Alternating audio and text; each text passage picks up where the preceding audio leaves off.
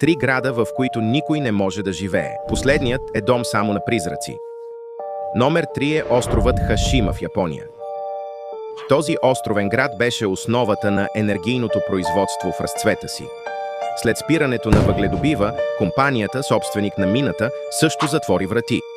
Всички жители се изнесоха заради липсата на работа, оставяйки острова напълно пуст. Номер 2.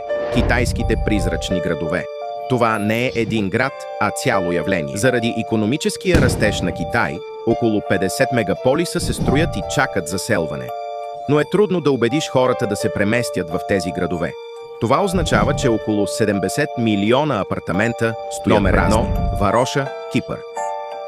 Този крайбрежен град някога бе рай за милионери, привличащ знаменитости от цял свят. През 1900 избухна гражданска война и градът бе евакуиран. Днес градът е спокоен, но напрежението е толкова високо, че повечето жители не се връщат.